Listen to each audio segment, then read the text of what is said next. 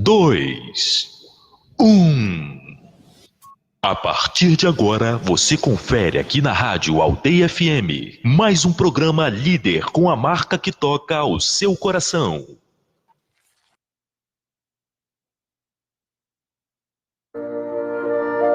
Começa agora Ponto de Encontro, um programa do Monsenhor Guedes.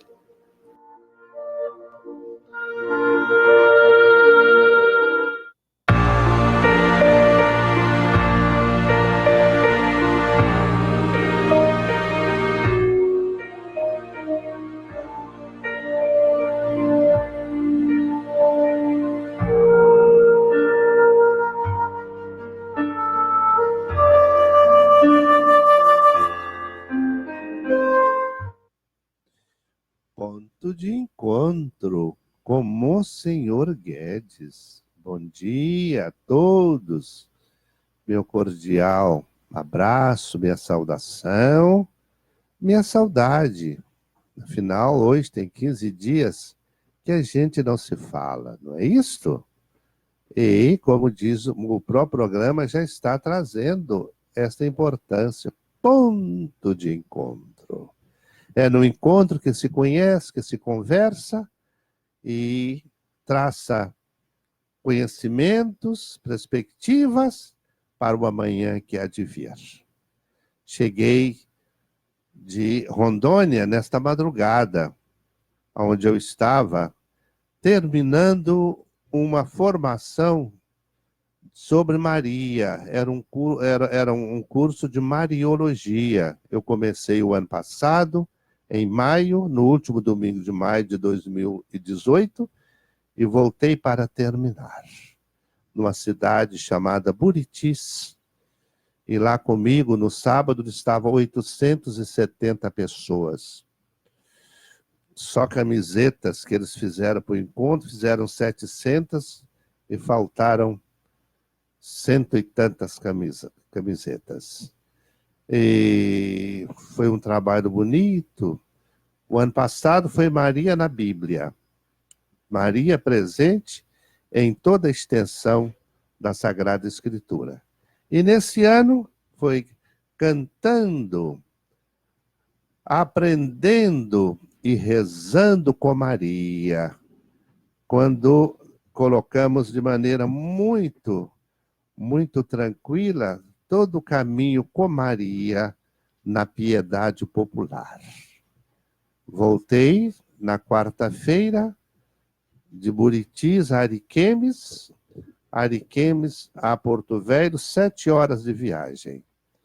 Para me embarcar em direção a Brasília, 3 horas e meia de voo, mas depois Brasília, Rio. Só que o voo foi cancelado por falta de condição.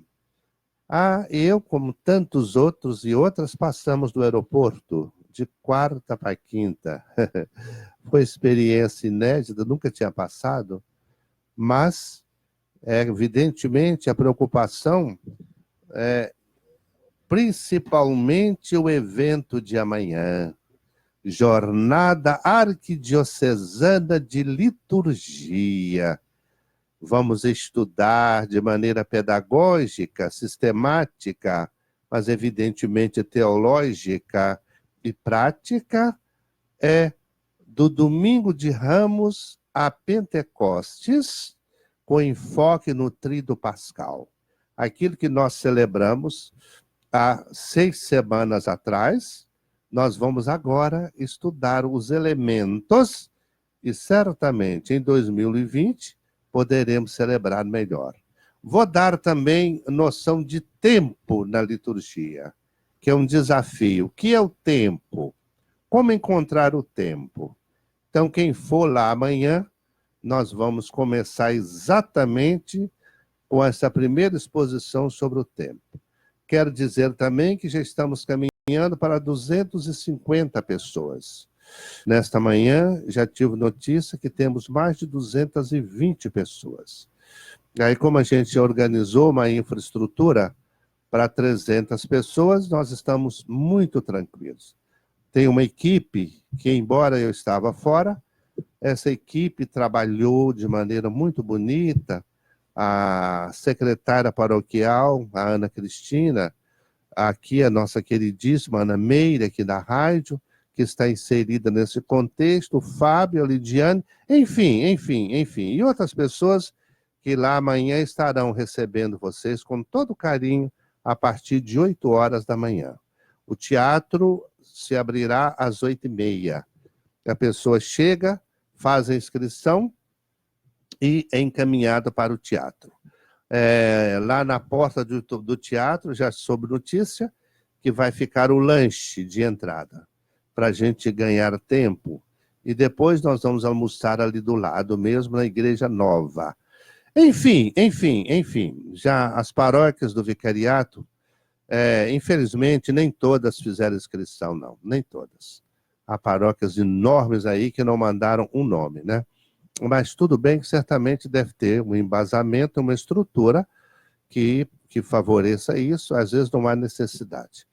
Mas quero dizer também que amanhã estaremos realizando a 26ª Jornada Arquidiocesana da Arquidiocese de Niterói, e como diz a Lidiane e a Ana Meire, a primeira aqui no nosso Vicariato Lagos.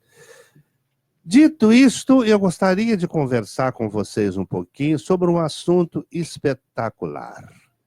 A Igreja, desde a sua fundação, a sucessão apostólica, é claro que é um assunto enorme, mas vamos começar. Veja só, é bíblico que Jesus disse que tu és Pedro, e sobre esta pedra eu edificarei a minha igreja. Isso é São Mateus, capítulo 16. E Pedro assumiu, a partir dali, a sucessão vinda do próprio Jesus Cristo. Não foi ninguém que mandou falar para nós, não foi ninguém que escreveu, mas foi o próprio Jesus Cristo. Tu és Pedro, e sobre esta pedra eu edificarei a minha igreja. E mais ainda, as portas do inferno não prevalecerão com ela. A igreja é como um barco que às vezes aparentemente está em inferior condição às ondas do mar. E o mar vai como que conduzindo aquele barco. No nosso caso, esse barco é a igreja. E o mar, não caudaloso e que dá medo, mas dá suavidade, graça e fundamentos, que é o próprio Jesus Cristo vive ressuscitado. Que na força da terceira pessoa da Trindade, que desceu em Pentecostes, ele vai conduzindo este barco divino, que tem como principal remador o Papa. E o primeiro foi exatamente Pedro. Daí em diante, a respeito de Pedro, nós nem precisamos apelar só pela Bíblia, nos Atos dos Apóstolos, dá todo o roteiro de trabalho dos primeiros tempos, mas a história, aí sim, a história também nos ajuda a ver esse homem em Roma. Ele estabeleceu residência em Roma, e logo em seguida, juntamente com Paulo, que também estava em Roma, e lá ele foi martirizado. E debaixo do altar da Basílica de Pedro, a principal igreja do mundo, estão restos mortais ainda de São Pedro. Aquilo foi guardado com muita cautela e, portanto, preservou, e lá estão os restos mortais de São Pedro. Pedro foi martirizado. Conta-se que ele foi também crucificado, mas ele teria pedido para ser crucificado de cabeça para baixo. Que ele não merecia ter a morte semelhante à do Mestre Santo, Jesus Cristo. E ele teria sido crucificado de cabeça para baixo. E Paulo foi decapitado. Paulo foi sumariamente tirada ali a cabeça no martírio decisivo. E Pedro morrendo, aí foi substituído. Os nomes dos primeiros papas já estão no cano da missa. O cano número 1, Clemente, Cleto, Sisto, Cipriano. Aqueles são os nomes dos papas que vieram sucessivamente após a morte de cada um. Normalmente, todos eles foram martirizados, todos foram assassinados, todos. Muito, muito difícil encontrar alguém dos primeiros tempos que não foi assassinado. Então, Clemente, que foi o sucessor de Pedro, e aí nós não precisamos ter a referência bíblica quanto ao nome deles, porque a história geral garantiu para nós a data, enfim, as atitudes e ações que esses homens fizeram como sendo o cabeça visível de uma igreja fundada por nosso Senhor Jesus Cristo. Alguém pergunta, por que não São João Evangelista, que foi apóstolo, por que ele não foi o sucessor de Pedro? Porque João morreu muitos anos depois de Pedro. Ele não foi martirizado.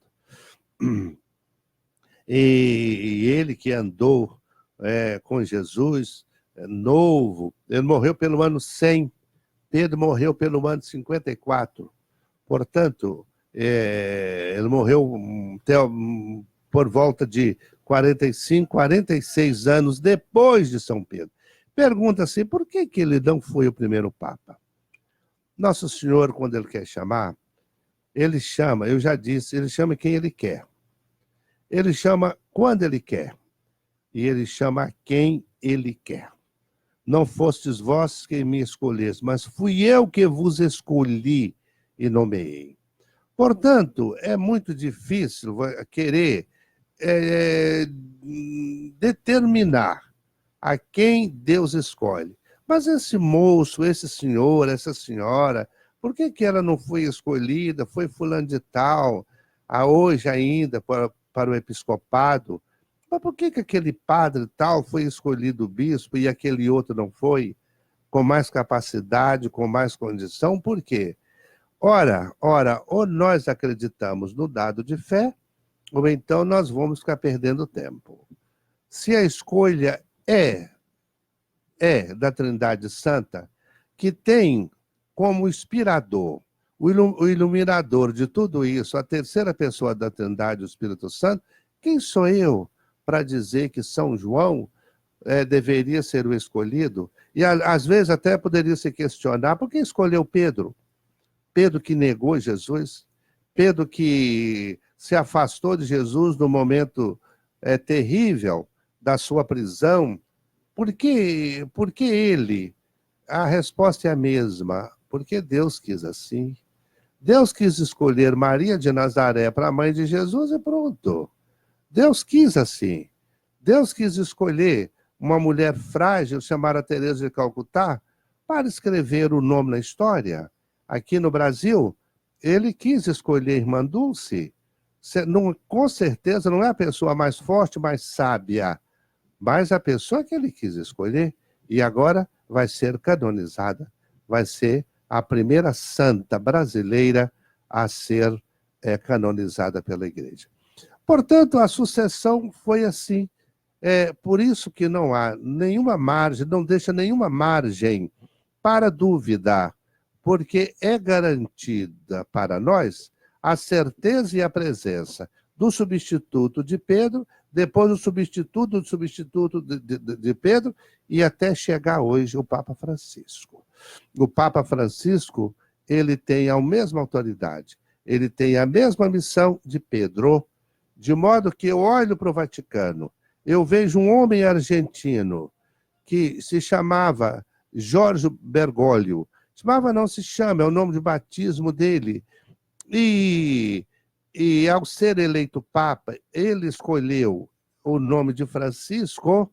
Esse homem, ele é o Pedro dos nossos tempos. É Pedro que fala, ou seja, é Francisco que fala. É a Trindade Santa que fala. É a autoridade de Jesus que continua através do serviço desses homens. Daremos agora uma pequena parada e continuaremos esse estudo, esta apresentação tão importante para você e para mim. Até já.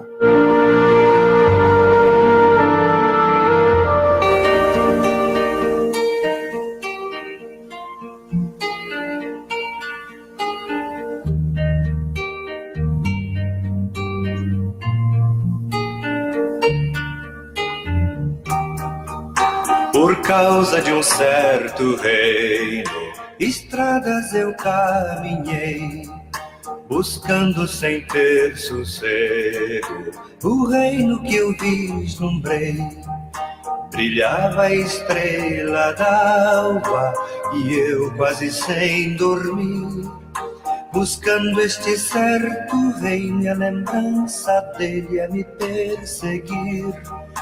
Buscando este certo reino, a lembrança dele a me perseguir.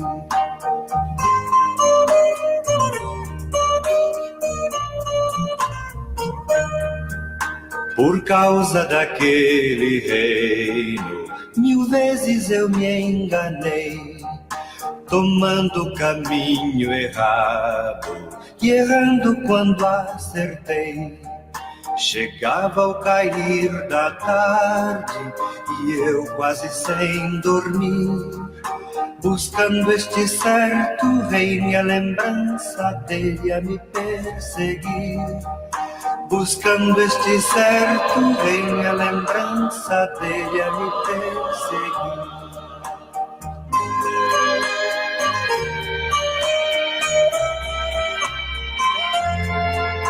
Um filho de carpinteiro que veio de Nazaré mostrou-se tão verdadeiro, pôs vida na minha fé. Falava de um novo reino, de flores e de pardais, de gente arrastando a rede, que eu tive sede da sua paz. De gente arrastando a rede, que eu tive sede da sua paz.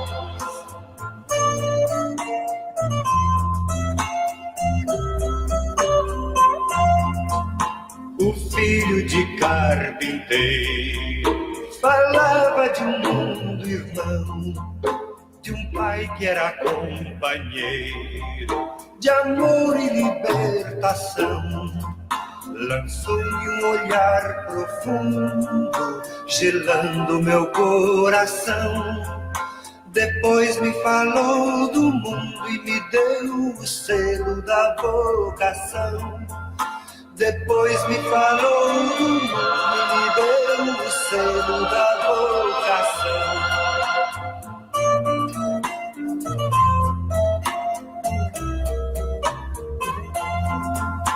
Agora quem me conhece pergunta se eu encontrei o reino que eu procurava, se é tudo que eu desejei.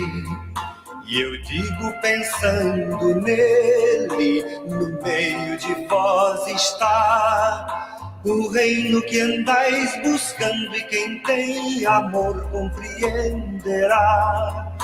O reino que andais buscando, e quem tem amor compreenderá.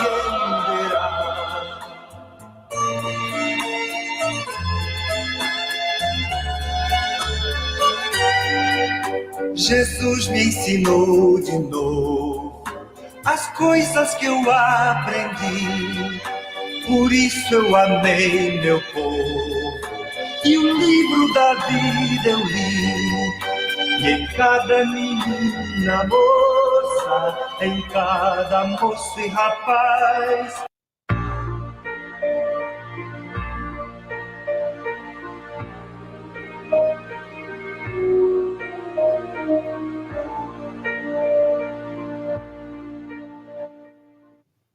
Ponto de encontro, Padre Zezinho, no domingo, lá em em Porto Velho, na hora que eu estava fazendo a minha exposição, eu me referi ao Padre Zezinho e o povo aplaudiu.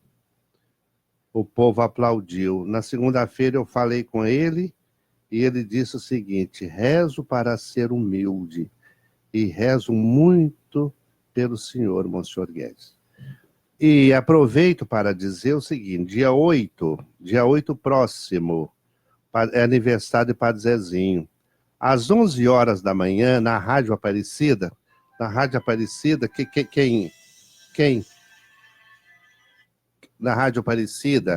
quem sintoniza, poderá participar de uma homenagem que será feita a ele às 11 horas da manhã.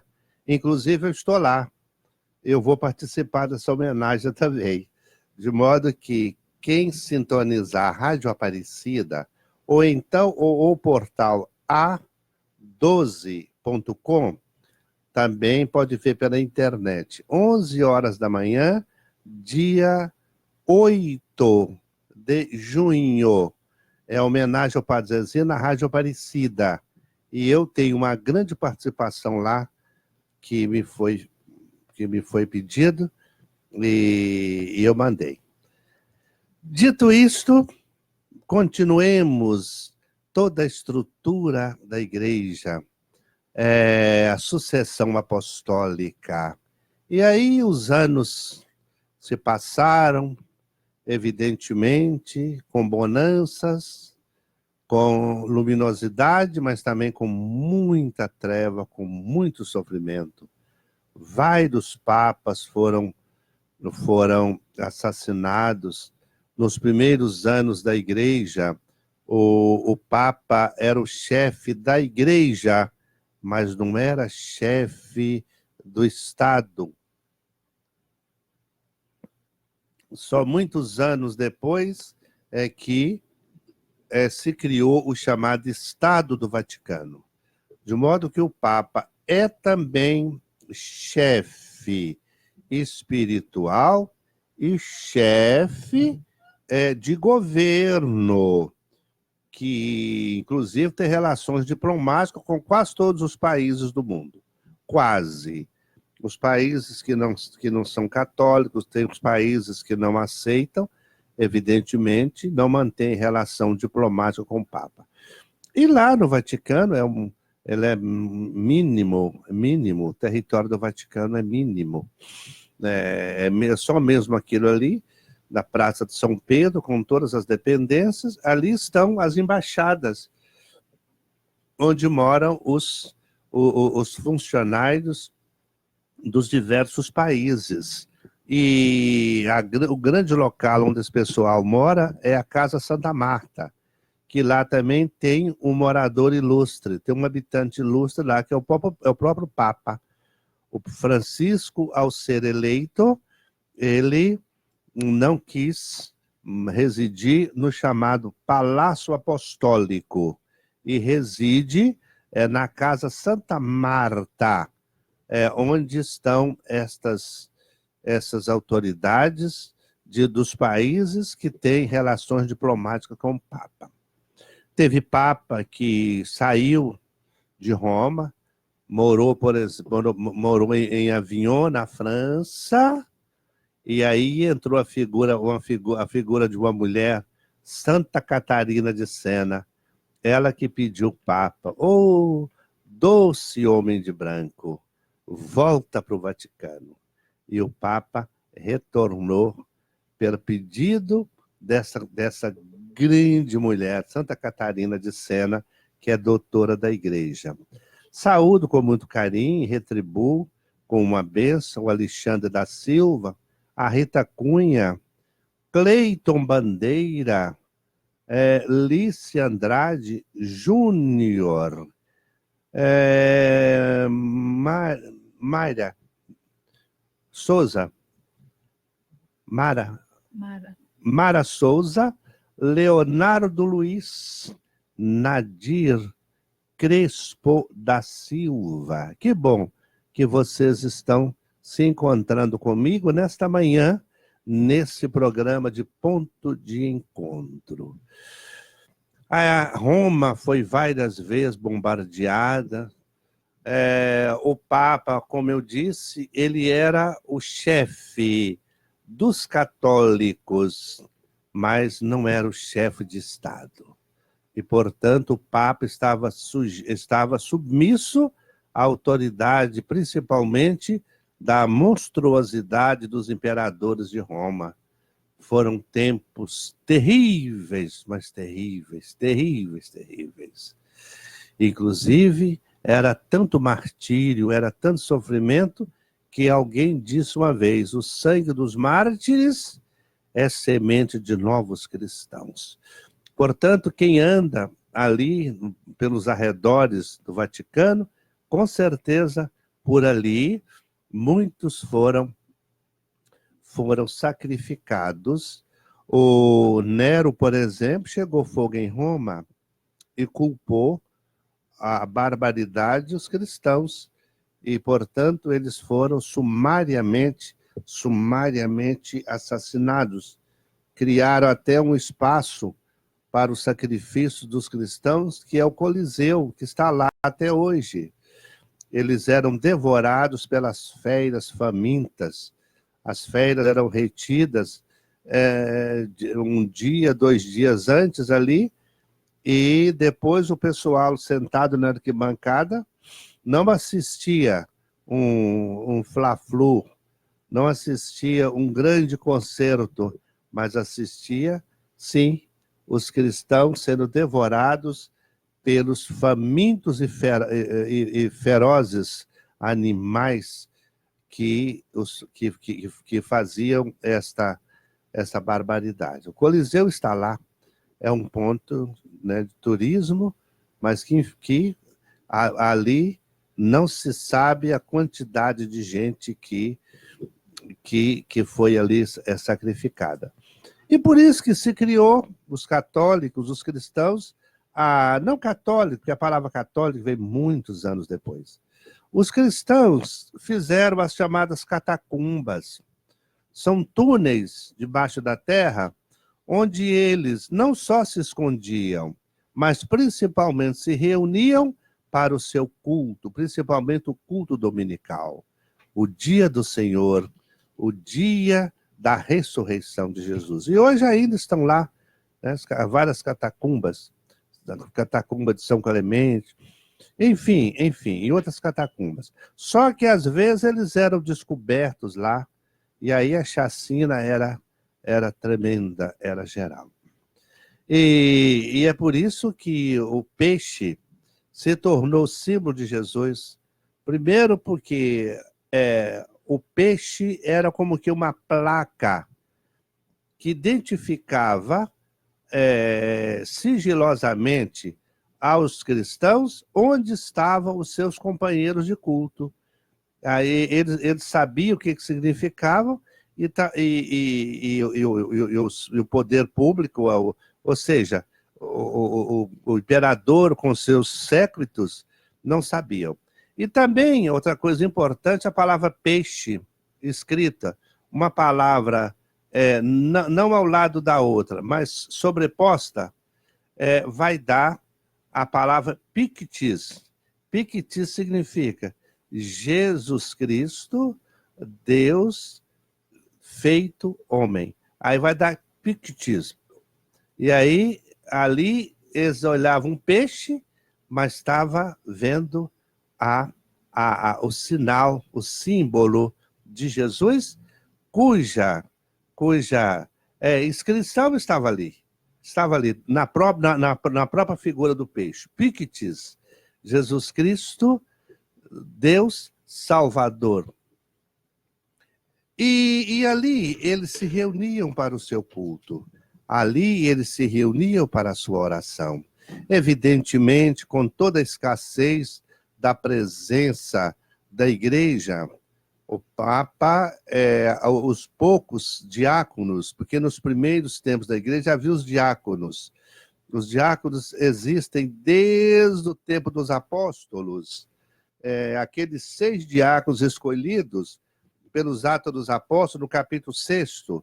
Entre eles, Santo Estevão, que foi o primeiro mártir da igreja. E aí seguem outra figura de destaque nos primeiros anos da igreja foi São Lourenço.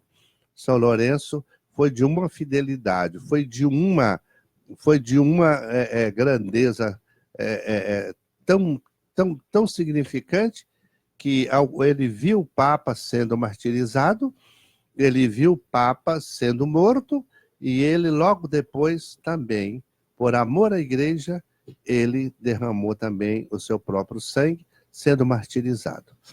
Roma é Roma eterna, dos mártires e dos santos, dos sorrisos, das dores, dos sofrimentos, mas da grande alegria de ser a cidade sede, onde Pedro chegou e para lá nós olhamos hoje e encontramos a figura doce de Francisco, em cuja palavra, em cuja ação estão as próprias ações de Jesus Cristo, conferidas a Pedro e agora trazidas por sua santidade, o Papa Francisco. E depois começaram a se escolher os chefes de comunidade. Nos Atos dos Apóstolos, nós temos vários nomes dessas comunidades: Éfeso, Teodiceia, e vai por aí, Filipos, Corinto, que Paulo foi de uma importância incrível. São praticamente todas de fundação de Paulo e seus companheiros, Barnabé. Domingo passado, a igreja, na sagrada celebração da missa, nos dá a notícia que foi mandado para Antioquia Barsabas, Judas chamado Barsabas, e Tito, parece, eu não me lembro. 2 que foram mandados para lá, para Antioquia. E esses chefes de comunidades, eles se tornaram os primeiros presbíteros, presbiteroi, que significa ancião. E então o pontificado, ou seja, a elasticidade e a missão de Jesus, conferida a Pedro, agora essa missão foi conferida a tantos outros que ali exerciam a missão de chefe daquela comunidade. Faremos novamente um pequeno intervalo e depois continuaremos com esse assunto tão importante da nossa igreja.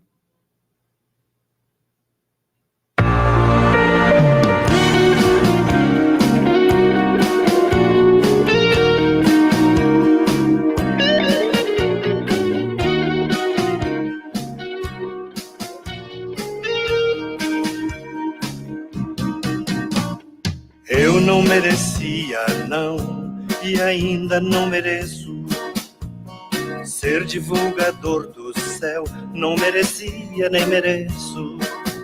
Reconheço que há milhões muito mais santos do que eu, mas teu amor me escolheu. Escondeste o teu tesouro neste cofre que sou eu. Acontece que de barro eu sou quebradiço, meu Senhor. Por causa disso, meu Senhor, conserto que eu quebrar. Perdoa se eu errar, corrige se eu falhar, mas não me deixes me afastar do teu chamado. Eu não merecia, não, e ainda não mereço ser divulgador do céu. Não merecia, nem mereço Reconheço que há milhões muito mais santos do que eu, mas teu amor me escolheu. Escondeste o teu tesouro neste cofre que sou eu. Acontece que de barro eu sou. Teu povo sofre, meu Senhor, por causa dele, meu Senhor. Me inspira o que dizer, me mostra o que fazer, me ensina como ser, mas não me deixes. Não permitas que eu me afaste do seu lado.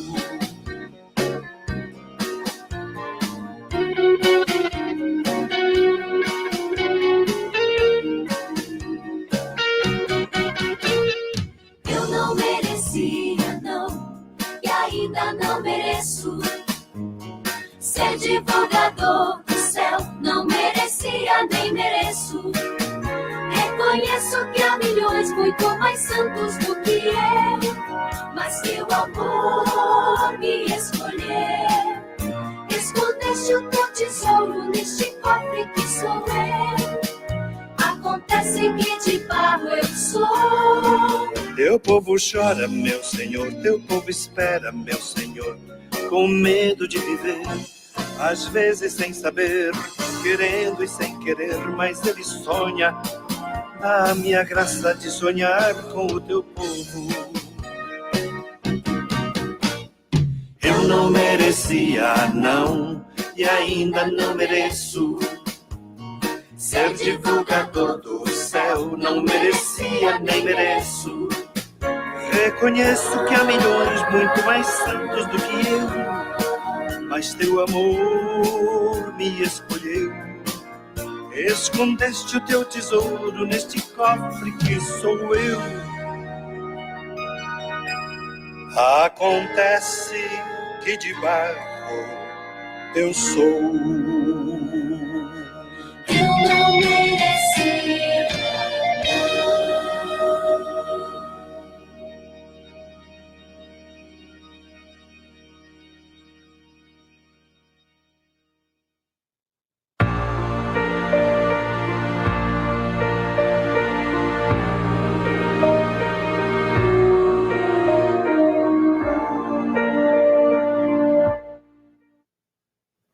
Ponto de encontro, como o senhor Guedes.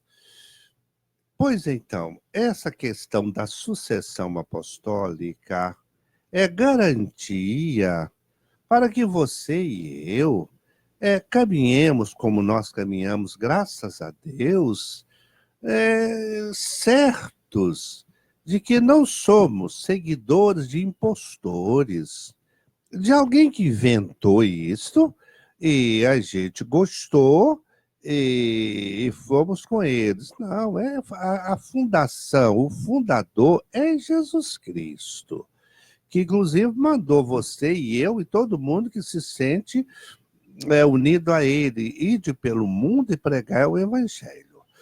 Então, os apóstolos logo já começaram a escolher e impor as mãos. São Paulo se refere a isso várias vezes. E esses homens, como eu disse, se tornavam presbiterói, ou seja, anciãos, que eram os chefes das comunidades e que também se tornaram conferidos, receberam o sacramento da ordem.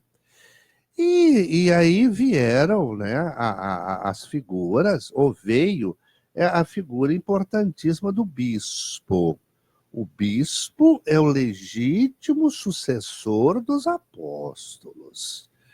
Então, Pedro, os apóstolos ordenaram os primeiros bispos, esses, por sua vez, se ordenaram outros, e mais outros, e mais outros, e mais outros, até chegarmos até agora. Até chegarmos aqui. O nosso arcebispo, Dom José Francisco, que aliás estará hoje em nossa paróquia, conferindo o sacramento da crisma, inclusive a nossa Ana Mary vai ser uma das crismandas, que chique, misericórdia. E então ele estará aqui. E por que ele? Como é que eu vou ter certeza que nesse homem está garantida a sucessão apostólica? Está garantido, eu volto lá. Na origem, São Pedro, São Clemente, São Xisto, Cleto, os primeiros papas, esses ordenaram bispos, esses bispos ordenaram outros bispos, até chegar hoje na pessoa de Dom José Francisco e tantos. No Brasil, nós temos mais de 400 bispos. Nem todos estão na ativa, não, porque alguns são eméritos, ou seja, já estão aposentados. Aqui em Niterói nós temos um, que é Dom Alano. Dom Alano está com 80 e tantos anos, e o bispo, ao completar 75 anos, ele é convidado a renunciar, como também o pároco. O pároco também, ele é chamado a renunciar. Se o bispo quiser aceitar a renúncia do padre, tudo bem. Se não, ele deixa mais uns tempos. Eu acho que devia aceitar. 75 anos, né? já caminhou bastante. Espero que outros mais novos, outros presbíteros mais novos, tenham recebido uma formação humano-espiritual que possa dar para eles o embasamento de ir substituindo a esses grandes homens que passaram antes de nós.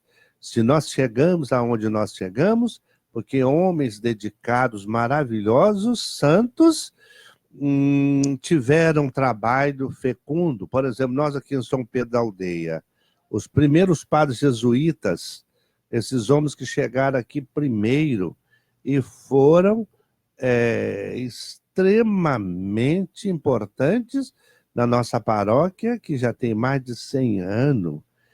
Olha, abraços aqui da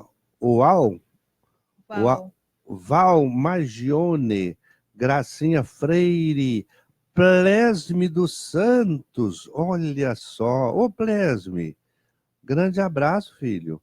Anália, eu acho que é Anália,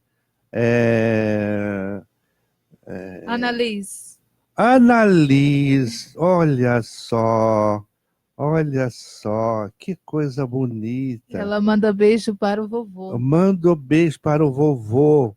O Plésio foi criado conosco, pessoa da nossa família, e tem esta filhinha maravilhosa, Annalise, como também a sua esposa, a Virlene.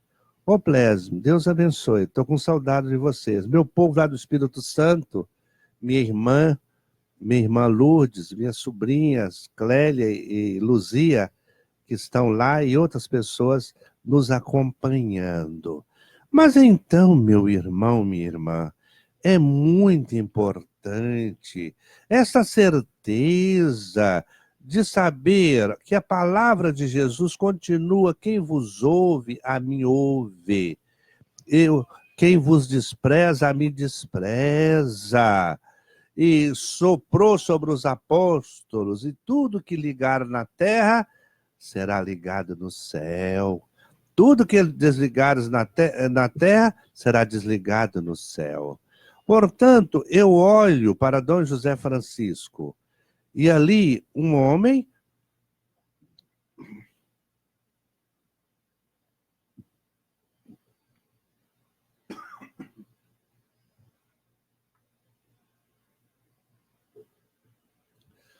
que traz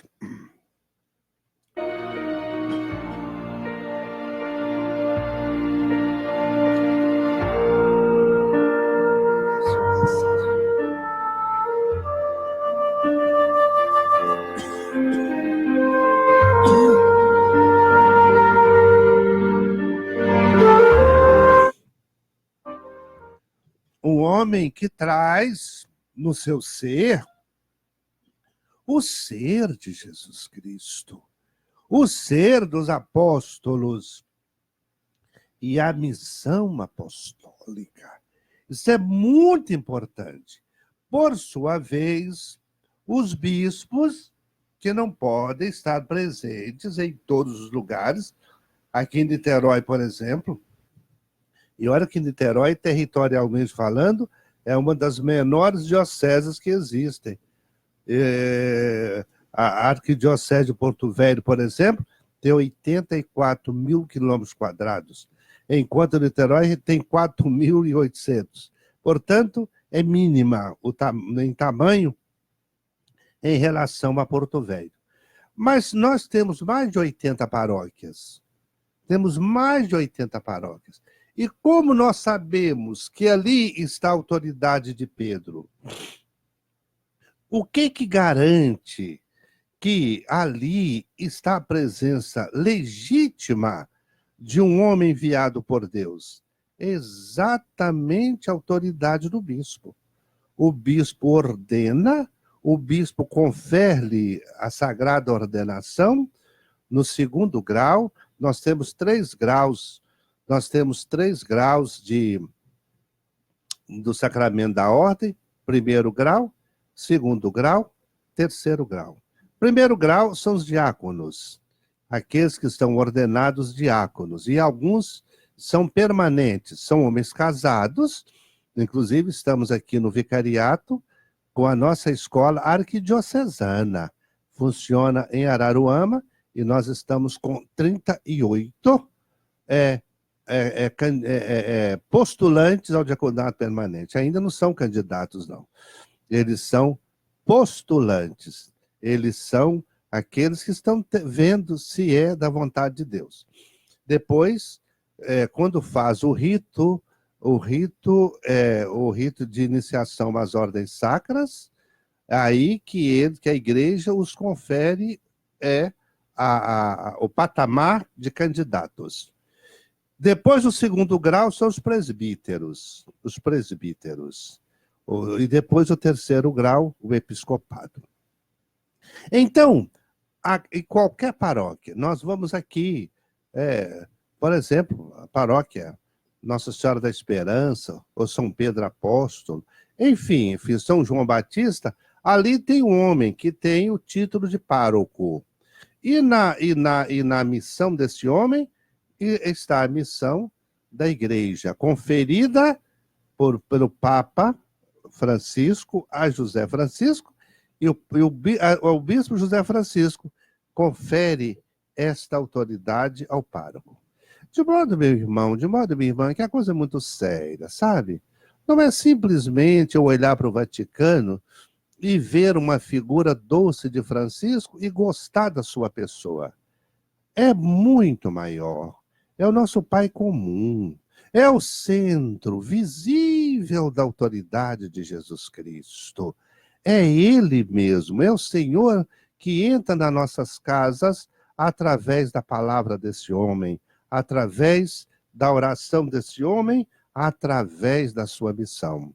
E olhamos para Zé Francisco e vemos Jesus Cristo, o Papa Francisco e tudo aquilo que ele trouxe e agora é conduzido na pessoa do arcebispo José Francisco. E aí eu olho para a paróquia, aí vejo o meu pároco, coitado, um homem cheio de limites, como é meu caso, por exemplo. Como é que eu vou querer? Uma coisa que eu tenho certeza é de ser limitado. Mesmo porque na parte humana também o bispo é limitado, o Papa pode ser limitado, por que não? Por que não? Por que não? Não existe perfeição. O Papa já desagrada tantos milhares de pessoas, principalmente as pessoas empedernidas, que não querem avançar. Fica dando as orientações, ficam dando a legislação como se fossem eles mais católicos do que o Papa. Até os documentos da igreja também questiona, fala mal. Então eu olho lá, eu vou na paróquia, olho o pároco lá. De repente, um homem já com suas limitações, inclusive já de idade, mas olha, com certeza é Jesus. É o doce Jesus andando em nosso meio. Um homem feio, um homem que de repente não sabe agir, um homem que de repente não faz o que você quer, não faz, graças a Deus, porque não agrada a todo mundo. Uma mãe que tem apenas 3 filhos, quando ela faz a vontade de um, provavelmente ela desagrada, pelo menos um dos três já fica chateado. Fazer o quê? Agora é preciso que o padre tenha maturidade, o bispo tenha maturidade. Eu fico pensando, quantas bobagens, quantas coisas chegam para o bispo. Quantas coisas chegam, porque hoje tem as redes sociais, não é? Que as pessoas pensam as coisas e vão jogando. Elas têm que parar com isso. É hora de parar com isso. Pelo amor de Deus. Você é católico, você é o homem da comunhão, é o homem da Eucaristia, e fica com essas coisas todas, ofendendo, machucando, criticando. Outro dia uma pessoa fez críticas terríveis ao atual presidente da CNBB, o Dom Valmor, o arcebispo de Belo Horizonte, e eu perguntei, você conhece Dom Valmor? Não. Mas como é que você está dando essa análise assim tão grande? Porque ele recebeu, né, acusações horrorosas lá de Londrina, uma pessoa que esparramou pelo Brasil. E eu vou dizendo que sou católico, que eu sou do Papa, que eu sou de Jesus Cristo, mas me sinto no direito de falar mal da pessoa através de uma rede social, covardemente, porque a pessoa não vai ter condição de responder, e quem lê aquilo, de repente acredita, e é uma bola de neve que fede, que machuca, que dói. Nosso tempo está terminando, né, Ana Mary? Está terminando. Depois a gente continua direitinho com esse assunto, que é importante demais. É importante demais. A minha igreja, a Igreja de Jesus Cristo. Francisco é o meu queridíssimo centro de unidade. O meu bispo, até o meu pároco, coitado, né? Mas é verdade. O que você pode fazer? E se gozar de se deixar que você ou outro escolha o bispo que você gostaria de ter, ou o padre que você gostaria de ter, certamente vai desagradar pessoas, inclusive você, mais tarde vai se sentir chateado e aborrecido. Olha, na sexta-feira, se Deus quiser, estaremos aqui de volta. Por enquanto, eu deixo para você, eu deixo para todos, eu deixo, enfim, para os nossos ouvintes, deixo para aqueles e aquelas que estarão amanhã na jornada arquidiocesana de liturgia, deixo para a sua casa, deixo para tudo que você tem, a bênção de Deus Todo-Poderoso, Pai, Filho e Espírito Santo. Amém. Fique com Deus e até sexta-feira, se Deus quiser.